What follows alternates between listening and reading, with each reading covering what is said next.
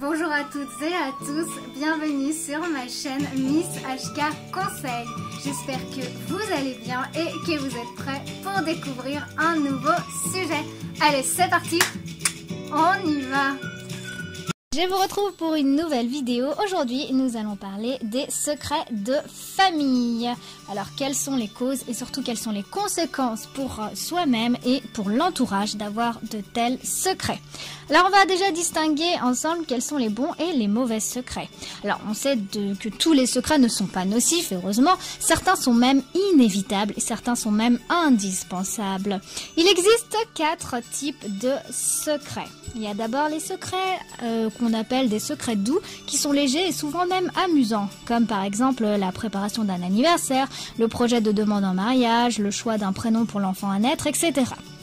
Il y a les secrets dits essentiels qui renvoient à notre vulnérabilité, nos complexes, nos difficultés. Par exemple, ce sont les réflexions que l'on va consigner dans son journal intime, les confidences que l'on se fait dans les moments d'intimité, sur l'oreiller ou entre amis proches, etc.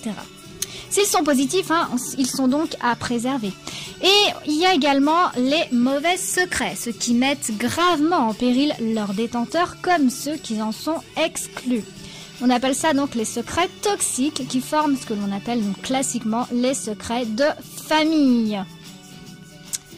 Maintenant, comment détecter un secret nocif? Alors, quelles que soient les précautions prises, les secrets finissent toujours par transpirer. Alors, soit parce que l'on se trahit soi-même, en faisant des lapsus, en ayant des propos contradictoires, ou alors par des papiers qu'on laisse traîner, etc. Soit parce que les personnes dans la confidence sont tentées de se délester de leur poids. Mais quoi qu'il en soit, les secrets finissent toujours par transpirer. Si c'est pas par les mots, c'est par notre attitude, par notre comportement. Maintenant, il faut savoir que un secret toxique bien gardé peut s'exprimer de façon inattendue sur 1 ou 2 générations plus tard, avec des conséquences déterminantes sur le choix de vie des petits-enfants ou même sur leur épanouissement.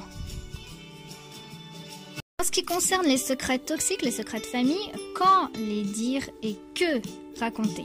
Alors déjà, la personne qui a connaissance d'un secret dangereux se doit dans un premier temps d'agir et tout de suite. Pourquoi? Parce que parfois des vies sont en danger. Il s'agit de mettre les victimes à l'abri et de ne pas s'exposer à être poursuivi pour non-assistance à personne en danger. Parce que oui, ça existe. Dans le cas des secrets toxiques, en fait, l'enjeu est de donner à ceux qui les subissent, sans en avoir connaissance, les clés qui leur permettront de reprendre leur destin en main. Maintenant, si l'urgence est moins grande, il faut néanmoins s'attacher à préparer la révélation donc du secret.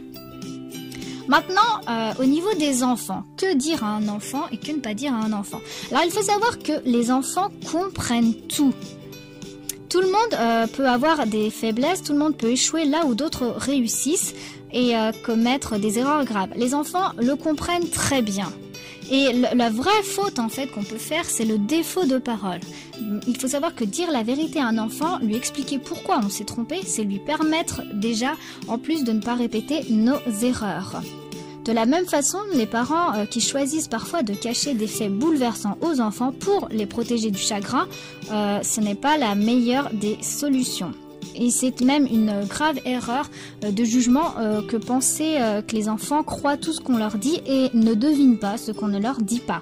Lorsqu'ils sentent leurs parents démunis pour leur parler, ils se font complices déjà de leur silence, mais le plus souvent en plus, pour combler justement les vides qu'ils ne savent pas, ils développent des troubles somatiques ou même pire, ils vont s'imaginer justement ce qui tracasse leurs parents et ils vont penser même que ce qui tracasse leurs parents est de leur faute.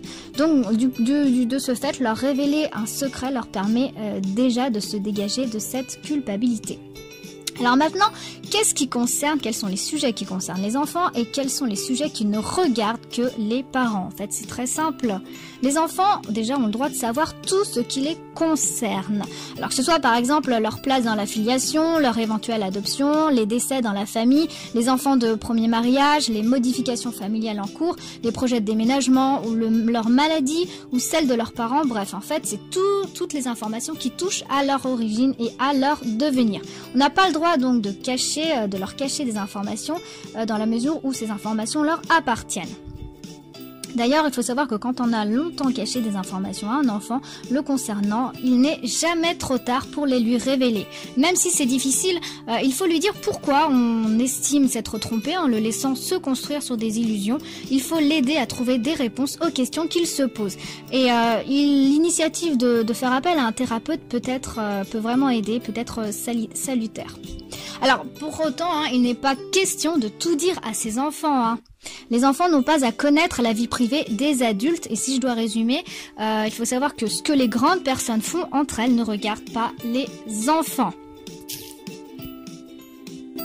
Maintenant, pour révéler un secret à un enfant, il faut adapter son discours à son âge, c'est-à-dire déjà être capable de faire le tri entre ce que l'enfant a besoin de savoir et ce qui ne le concerne pas. Donc c'est ce que je viens de vous expliquer précédemment.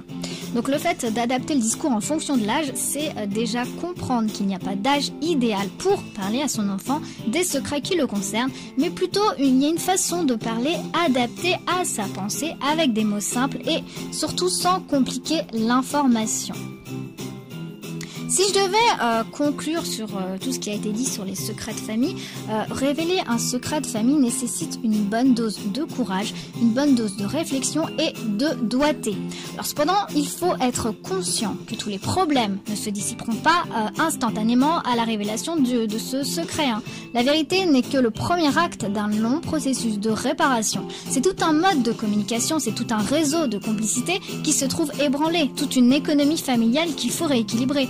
Après la révélation du secret, il faut affronter la colère des uns, il faut entendre la détresse des autres, il faut reformuler les motivations qui l'ont poussé à rompre le silence, les aspirations à reconstruire des relations fondées sur une plus grande sincérité.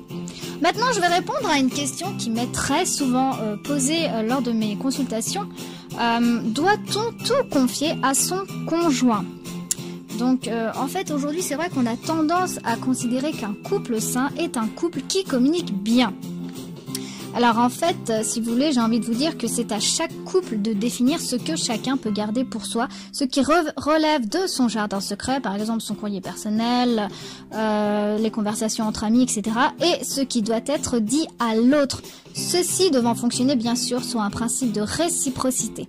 Alors cependant, les projets professionnels ou financiers, les liaisons extra-conjugales, mais aussi les histoires de couple des parents et des beaux-parents, la façon dont chacun des deux partenaires a été aimé dans son enfance ou encore même les difficultés rencontrées dans les précédentes relations amoureuses, moi je pense que tous ces sujets-là ont un impact évident sur le fonctionnement et le devenir de la relation actuelle. C'est pour ça que j'encourage moi les patients à partager ce genre de sujet pour une meilleure compréhension l'un de l'autre.